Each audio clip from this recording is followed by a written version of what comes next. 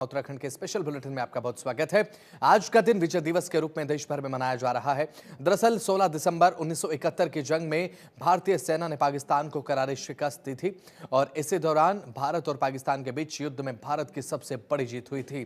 तब से आज का दिन विजय दिवस के रूप में मनाया जाता है। विजय दिवस को समर्पित है। इस बीच उत्तराखंड के मुख्यमंत्री पुष्कर सिंह धामी ने इस अवसर पर सैनिकों की वीरता और पराक्रम को नमन किया है और साथ ही मुख्यमंत्री पुष्कर सिंह धामी ने शहीद स्मारक गांधी पार्क देहरादून में विजय दिवस श्रद्धांजलि समारोह में हिस्सा लिया और साथ ही आपको बता दें कि सीएम धामी ने शहीदों को श्रद्धांजलि अर्पित की। तस्वीरें भी आपकी स्क्रीन पर हैं।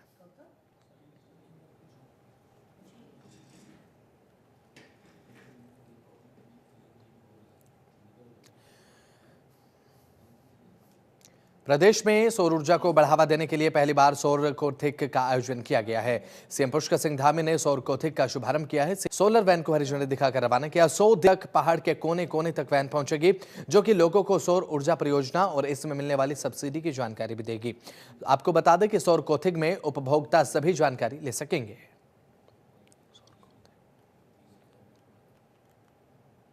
जो हमारी असीमित हमारे पास उसको जुटाने के रास्ते हैं, उसको जुटाने में एक मील का पत्थर साबित होगा और इस निमित्त हमने 100 करोड़ रुपए की धनराशि का प्रावधान पहले ही कर दिया है। सरकारी कार्यालयों में हम सभी को कह रहे हैं कि सौर ऊर्जा के संयंत्र लगाएं और आगे के बजट में भी हम करने वाले हैं। राज्य के अंदर हम इसके लिए अनुदान भी दे रहे हैं। नए नए जो हमारे मुख्यमंत्री सौर स्वरोजगार योजना है वो एक बड़ा गेम चेंजर साबित हो रही है और अनेक हमारे उद्यमी युवा नौजवान आगे आ रहे हैं और अपने रोजगार स्वरोजगार को अपना रहे हैं। जो हमारी असीमित सीमाएं हैं, असीमित हमारे पास उसको जुटाने के रास्ते हैं।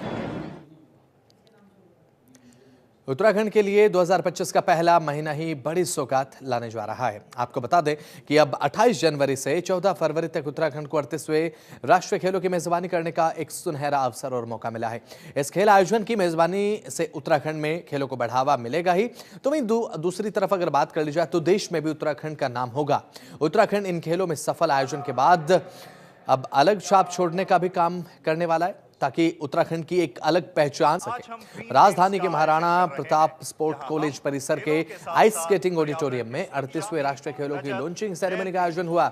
इस कार्यक्रम में मुख्यमंत्री Pushkar Singh Dhami, Indian Olympic association अध्यक्ष पीटी उषा और साथ ही खेल राज्य मंत्री मौजूद रहे।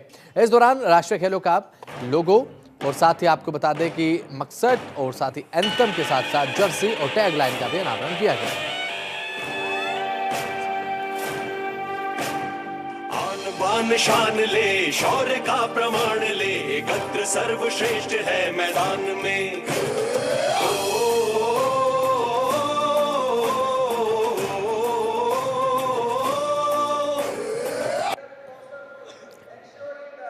ये बहुत ही ऐतिहासिक दिन है और इस दिन हमारे साथ भारत सरकार की खेल राज्य मंत्री रक्षा खड़से जी हैं, डॉक्टर पीटी उषा जी हैं, सुनैना जी हैं और हमारे बहुत सारे अतिथिगण यहाँ हैं। हमारी खेल मंत्री जी रेखा जी लगातार यहाँ पर इन खेलों के संयोजन के लिए लगातार प्रयास कर रही हैं। लगातार जो हमारा स्ट्रक्चर बना है उनकी समीक्षा कर रही है। सारी तैयारियां हमारी पूरी हो गई हैं। आर शुभंकर, एंथम और हमारे सभी मसाल से लेकर सारी चीजें जर्सी ये सारी लॉन्च हो गई है और आज से ये एक तरह से काउंटडाउन शुरू हो गया है और हम पूरी तरह से तैयार हैं। ये राष्ट्रीय खेलों का आयोजन हमारे लिए बहुत बड़ा अवसर है और देवभूमि उत्तराखंड को ये अवसर मिला है। मैं इसके लिए आदरणीय प्रधानमंत्री जी का, आदरणीय खेल मंत्री जी का, हमारे रक्षा जी का और पीटी उषा जी का, सबका मैं धन्यवाद करता हूँ कि आप सबके कारण से देवभूमि उत्तराखंड को ये अवसर प्राप्त हुआ है और इस आयोजन को हम बहुत ऐतिहासिक बनाएंगे, यादगार बनाएंगे। सारी जो हमारी अवस्थापना का स्ट्रक्चर है वो सारी हमने तैयार कर ली है और हम बिल्कुल पूरी तरह से खुशी हूँ। इधर का फैसिलिटीज देखे धामी जी ने बहुत अच्छा स्पोर्ट्स फैसिलिटीज बनाया है इधर, तो इधर का स्पोर्ट्स मिनिस्टर भी बहुत, मैं देखे भी उसका एनर्जी आ रहा है उसको ना, तो बहुत कुछ कर रहा है। फिर दो गेम भी उत्तराखंड के लिए ना, वो मलकम और this yogasana, we made it upgradation as a competitive one because we wanted Uttarakhand is taking lot of interest and doing so much and they also should get more medals. So we wanted IOA and we have made a very good GTTC team here and they are doing very good and we want this national games is a very best one ever. तो वहीं देहरादून में गंगधारा विचारों का अविरल प्रवाह कार्यक्रम का शुभारंभ मुख्यमंत्री पुष्कर सिंह धामी की ओर से किया जाएगा. 21 दिसंबर को मुख्यमंत्री पुष्कर सिंह धामी उद्घाटन करेंगे. तो वहीं ये कार्यक्रम 2 दिन 21 और 22 दिसंबर तक चलने वाला है. अब ऐसे में बात कर ली जाए, इसमें 2 राज्यों के राज्यपाल भी मौजूद रहने वाले हैं. इसमें केरल के राज्यपाल और उत्तराखंड के राज्यपाल भी शिरकत करेंगे. और साथ ही इसी के साथ आपको बता दें कि सांसद त्रिवेंद्र सिंह रावत ने बताया है कि इस कार्यक्रम के अंतर्गत तमाम मुद्दों पर चर्चा भी की जाएगी और हिमालय को लेकर चर्चा जरूर होगी. पलायन पर भी इस कार्यक्रम में चर्चा रखी जाएगी. ये विचारों का साहिल भाई, आदान प्रदान है. ये हर चीज डॉक्यूमेंटेड होगी, हर चीज शुरू से लेके आखिर तक इसको सब. और आने वाले जो बच्चे, हमने कहा, आपने शायद सुना नहीं है कि हम चाहते हैं कि जो बच्चे शोधार्थी हैं उनके लिए ये हम देने का काम करेंगे. तो जब कोई विचार होता है तो विचार जब उसमें जीवन होता है, जीवंत विचार होता है, तो वो अपने आप स्प्रेड होता है, अपने आप फैलता है और उसका लाभ समाज को मिलता है.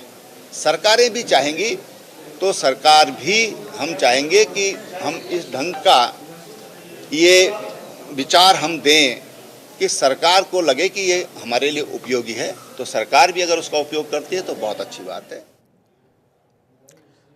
तो वहीं उत्तराखंड में निकाय चुनाव को लेकर अब सरगर्मियां लगातार बढ़ती जा रही हैं. राजनीतिक पार्टियों ने इस चुनाव को जीतने के लिए अपनी तैयारियां बेहद ज्यादा तेज कर दी हैं. लेकिन इस बार कांग्रेस प्रभारी पर एक बार फिर से सवाल खड़े होने लगे हैं, क्योंकि कांग्रेस प्रभारी अब कुमारी शैलजा चुनावी तैयारियों को लेकर ऑनलाइन मॉनिटरिंग जो है कर रही हैं और साथ ही मीटिंग भी कर रही हैं. अब ऐसे में अगर बात की जाए तो ऑनलाइन मीटिंग तक ही सीमित कुमारी शैलजा दिखाई दे रही हैं. अब ऐसे में कांग्रेस प्रभारी कुमारी शैलजा पर सवाल उठने भी इस तरह लाजमी हो जाते हैं, क्योंकि उन्होंने एक और प्रदेश अध्यक्ष करण माहरा की तरफ से बनाई गई प्रदेश कार्यकारिणी को भंग कर दिया और दूसरी ओर उन्होंने प्रदेश से लगातार दूरी बना रखी है. तो इसीलिए यह सवाल उठना लाजमी सा हो जाता है. बीजेपी का यह साफ कहना है कि कांग्रेस प्रभारी की भावनाएं उत्तराखंड से जुड़ी ही नहीं है, वे लगातार यहां से दूरी बनाए हुए हैं. हमारे, देखिए, मैं पार्टी का प्रदेश अध्यक्ष हूं और मेरी जो जिम्मेदारियां हैं मैं उनको कर रहा हूं. लगातार हम बैठकें कर रहे हैं, हमारे प्रभारी लोग बैठकें कर रहे हैं और हमारी जो राष्ट्रीय प्रभारी हैं हमारे आदरणीय शर्मा साहब और प्रकट सिंह जी, वो लगातार जूम मीटिंग्स के माध्यम से हमारे से टेलीफोनिक कन्वर्सेशन से हम लोग को दिशा निर्देश दे रहे हैं और हम जिस दिशा निर्देश को उनसे मिल रहा है उसका पालन करते हुए हम काम कर रहे हैं. अभी बाई इलेक्शन भी तो हमने उन्हीं के निर्देशन पे, उन्हीं के सलाह पे लड़े और हम जीते. केदारनाथ में थोड़ी सी कुछ चूक हो गई, लेकिन ये कहना कि फिजिकली होके होना, क्योंकि ये आधुनिक समय है. आप दूरभाष के माध्यम से, आप वीसी के माध्यम से सारे काम करते हैं. आज सरकार भी वीसी के माध्यम से काम कर रही है, तो उसी तरीके से हम अपना काम कर रहे हैं. देखिए, कांग्रेस की अगर हम बात करें तो कांग्रेस की प्रदेश की प्रभारी हमेशा उत्तराखंड से नदारद रही हैं. कभी भी उनकी भावनाएं इस प्रदेश से नहीं जुड़ी, कभी भी उनका विशेष लगाव इस प्रदेश से नहीं रहा. उन्होंने अपने प्रदेश के चुनाव को ही बहुत ही हल्के में लिया और वहां पर जिस तरीके से सिर्फ उटव्वल रही, तो वहां पर आप नतीजा देख चुके हैं और उत्तराखंड के अंदर भी वही नतीजा रहा. कभी भी वो यहाँ पर दिखाई नहीं दी. हमेशा जो है लैपटॉप पे बैठ करके वर्चुअल बैठक लेती हैं सभी कार्यकर्ताओं की या नेताओं की. तो मुझे लगता है कि कांग्रेस को बहुत मेहनत और मशक्कत करने की आवश्यकता है.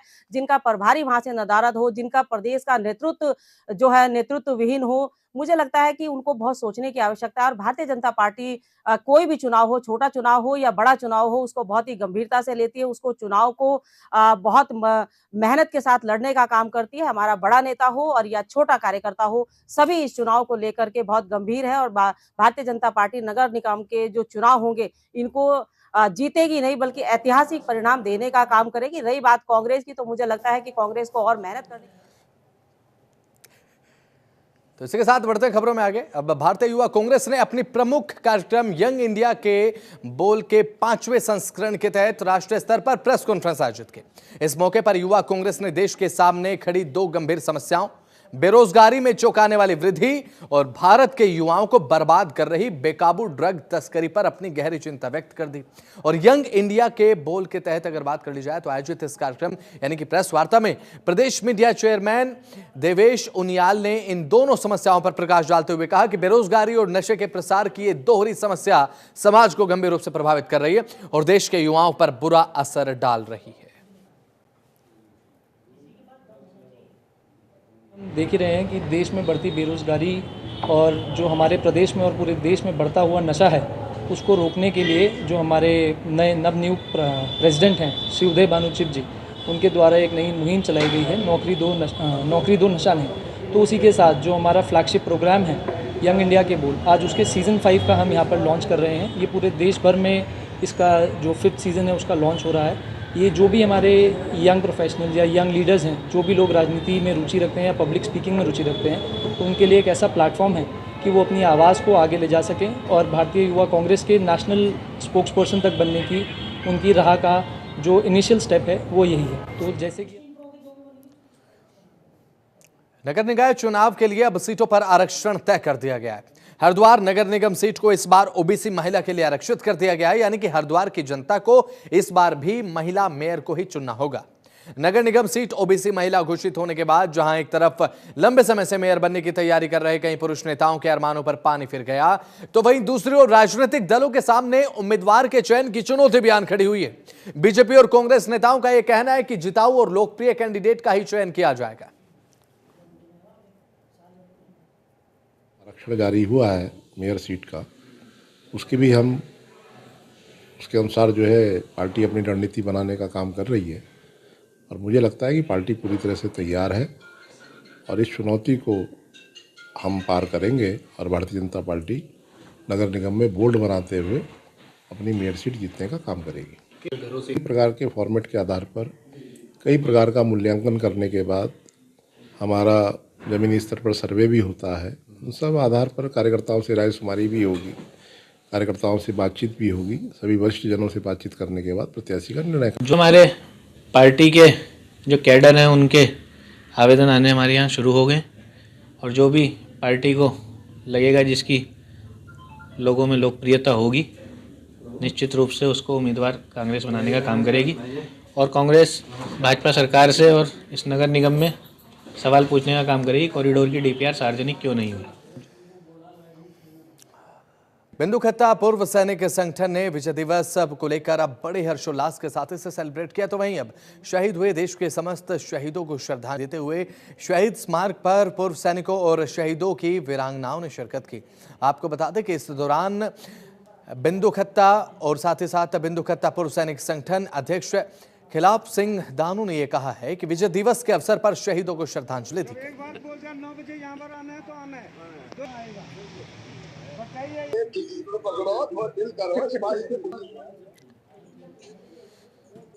हिंदुस्तान ने पाकिस्तान को परास्त कर दिया, उनको हरा दिया, तो हमारे देश ने इस 16 दिसंबर को विजय हासिल की थी। इसी के शुभ अवसर पर हर स्टेट में हमारे पूर्व सैनिक विजय दिवस को मनाने के लिए धूमधाम से मनाते हैं और इस विजय दिवस पर अपने ऑर्गेनाइज ढंग से हम इसको विजय दिवस को प्रसिद्ध करते हैं। भारतीय सेना विजय दिवस इसलिए मनाती है कि 16 दिसंबर 1971 को भारतीय सेना ने बांग्लादेश में विजय हासिल की थी और पाकिस्तान के 93,000 सैनिकों को कैद किया था।